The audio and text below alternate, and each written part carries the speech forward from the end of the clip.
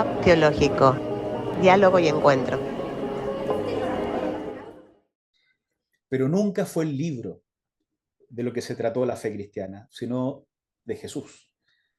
Y bueno, y en el caso de la Biblia completa, de la revelación de Dios en la historia, cuya memoria quedó registrada finalmente en el texto.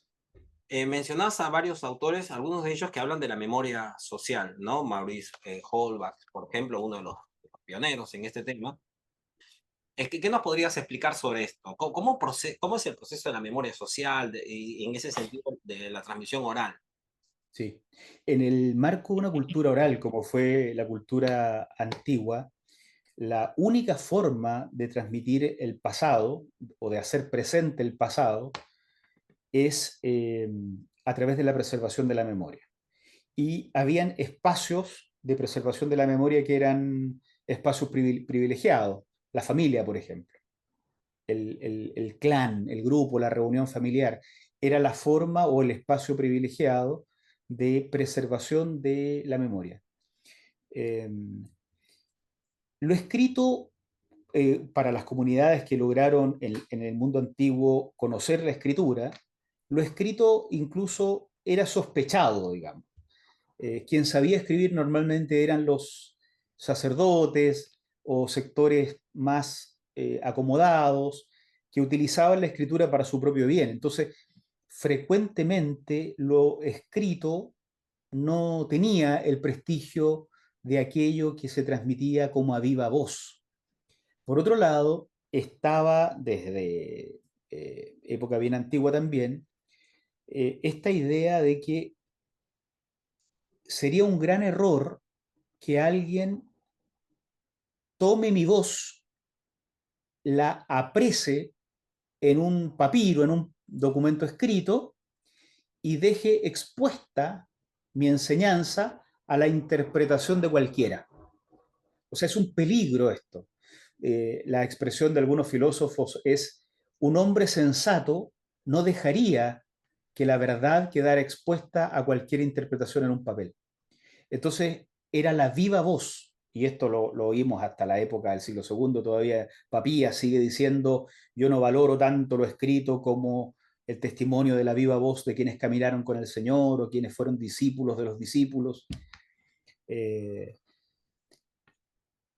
entonces, esta idea que tenemos nosotros de que lo oral es secundariamente valioso y lo escrito es lo primario, es una idea muy novedosa de una generación como la nuestra que creció donde todo el mundo tiene acceso a lo escrito. O sea, esto fue posible desarrollarlo del siglo XVI en adelante, pero por muchos siglos, 1500 años digo yo, desde la época de Jesús, pero por muchos siglos antes también, en realidad lo verdaderamente confiable para reproducir el pasado en el presente era la viva voz. Y esa memoria contaba con una cadena de testigos. Es decir, siempre había un testigo que traspasaba la memoria a otro y podía referir a haber oído esta memoria de alguien que caminó con la persona de la cual está hablando.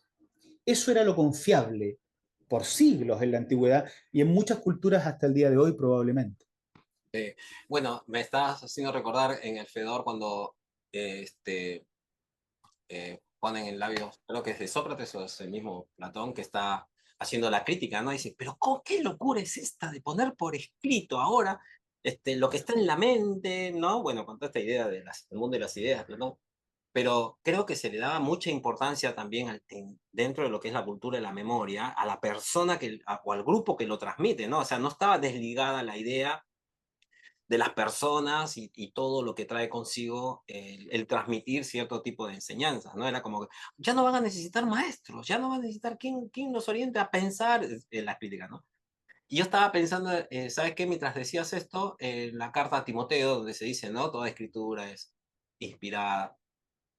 Y los versículos anteriores que le dan tanta importancia a la comunidad de fe en la que Timoteo ha crecido, y a la madre y a la abuela, ¿no? Como de quienes han recibido la tradición, como que no se disocia la memoria o la enseñanza de fe de las personas que están llevando adelante eso. Bueno, pensando en esto de las epístolas pastorales que mencionabas, claro, precisamente ahí es que oímos decir, lo que oíste de mí ante muchos testigos, esto encarga a hombres fieles que sean idóneos, o sea, no a cualquiera. La transmisión de la memoria siempre quedaba en manos de personas que habían sido probadas, de tal forma que se aseguraba que no tergiversaran la memoria transmitida. Hay un etnógrafo belga, Jan Vansina, lo menciono en el librito, que estudió la transmisión de la memoria en el África preeuropea. Y él decía que eh, los ancianos de la iglesia, perdón, los ancianos de las comunidades, de las tribus, que eran los que tenían a su cargo preservar la memoria, hacían una especie de exámenes a los futuros transmisores. Y habían hasta castigos físicos para quienes tergiversaran los núcleos esenciales de la memoria transmitida. Y la memoria que transmitían tenía miles de años. Entonces era una cultura oral. Entonces había mucha rigurosidad respecto a este núcleo transmitido. Pero la memoria también tiene mucha laxitud, digamos, en la cuestión periférica. Eh, la memoria transmite selectivamente aquellos elementos del pasado que hace sentido al presente. Si no fuera ese el caso, la memoria se pierde porque la generación siguiente deja de tener interés en preservar algo que no tiene sentido para ellos. Uno ve esto en los evangelios, en la Biblia también. Ahora, muchas cosas se ven, o sea, se abren puertas para, a ver, lo digo de esta manera, para legitimar algunas prácticas que desde siempre han estado presentes, pero quizás de los espacios más académicos y racionalistas, o vayas a saber si muy pegados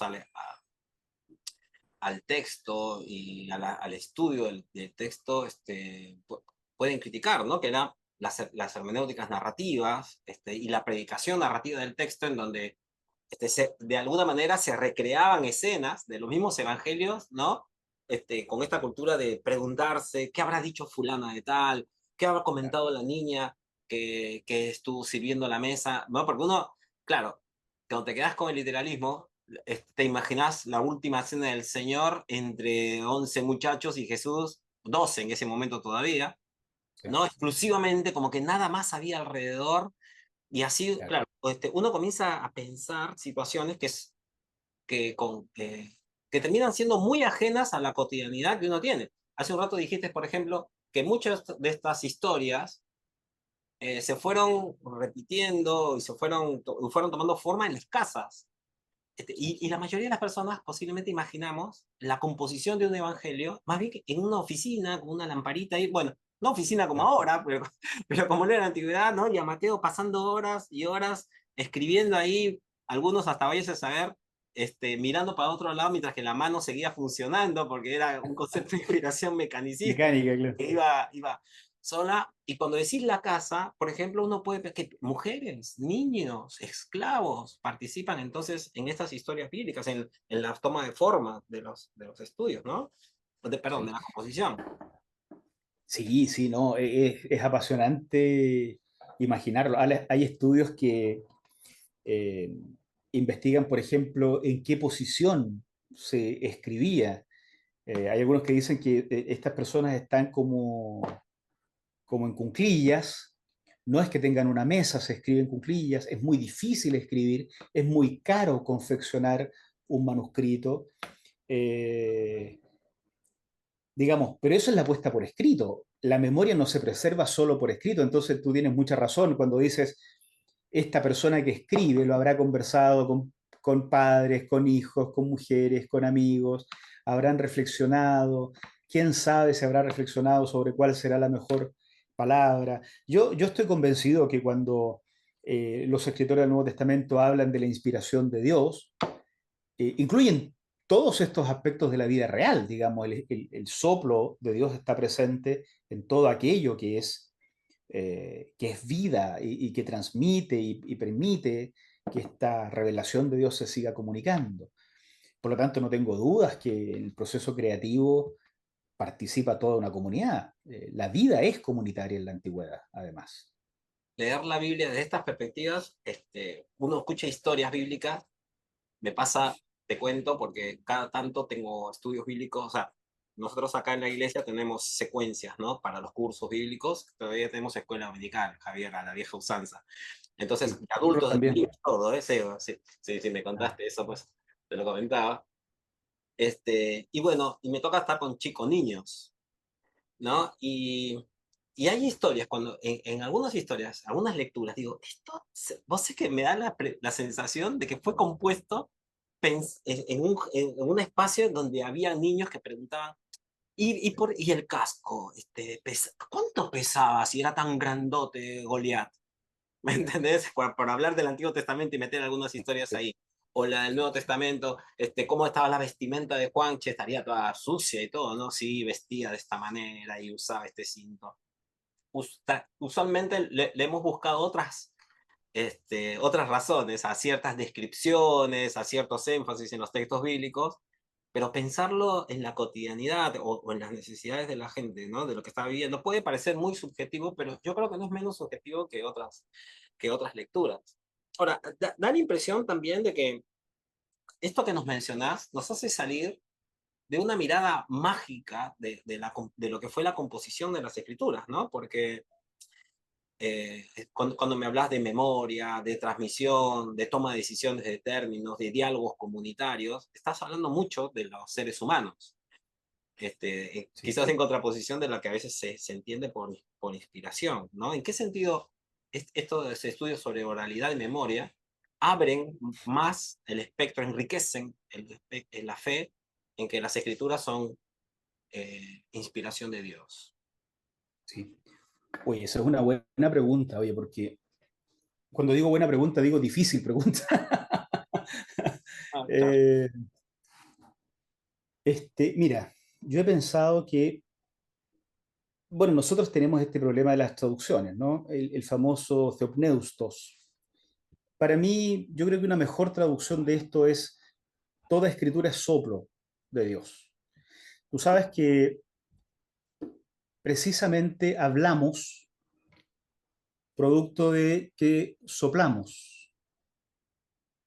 Hacer vibrar las cuerdas es producto del aire que pasa. Eh, Toda escritura es voz de Dios. Ha salido del interior de Dios. Probablemente no hay nada más propio, más íntimo, más invisible al resto que mi palabra. Entonces, para mí, toda escritura es soplo de Dios, no es otra cosa sino la escritura es palabra de Dios. Transmite lo que está al interior de Dios, con lo cual se hace equivalente a revelación. Entonces, cuando uno enfatiza la idea de que la escritura es memoria de la revelación de Dios, estás haciendo, me parece a mí, una interpretación todavía más profunda o más densa de ese texto que la de la inspiración mecánica, verbal plenaria y ese tipo de discusiones tan contemporáneas. Porque lo que estás diciendo es que efectivamente creemos en que Dios se reveló en un momento de la historia o en varios momentos de la historia. Que pongamos este ejemplo, pisó el monte de Sinaí y las personas lo vieron. Lo que pasa es que en algún momento esa memoria de aquel acto revelatorio se transmitió y luego se puso por escrito. Confesar que esta escritura es soplo de Dios, es decir, que esta escritura dice algo del interior de Dios que haríamos muy bien en buscar. Por eso, si cuando leemos Génesis 1 o cuando leemos Génesis 11 o 7 al 11 o 9 al 11, o cuando leemos Génesis 3 o lo que fuera, la gran pregunta que nos hacemos es cuánto medía el arca, con quién se casó Caín. Probablemente no estamos entendiendo que es soplo de Dios. Es decir, estos textos están ahí para decir algo de Dios que no se había dicho o que Él reveló de sí mismo y que quedó escrito de esta manera, preservado. La exégesis, que sigue siendo igual de rigurosa, tiene que convertirse en plataforma para esta reflexión ulterior. Es decir, ¿qué hay de lo revelado por Dios en la historia que acá se me viene transmitiendo? En este canto, en esta historia del arca, en esta historia de la creación, en esta historia de Caín y Abel. Hay algo de Dios que me estoy perdiendo por andar peleándome con Darwin. Yo creo que ahí está el gran tema. Por lo tanto, esta manera de entender lo que me pasa a mí, esta manera de entender la exégesis bíblica, no le quita su potencia a la exégesis histórica. Todo lo contrario, la refuerza, pero le agrega la necesidad de entender que comprender el texto es solo una parte. Había algo detrás del texto a lo que habría que todavía avanzar.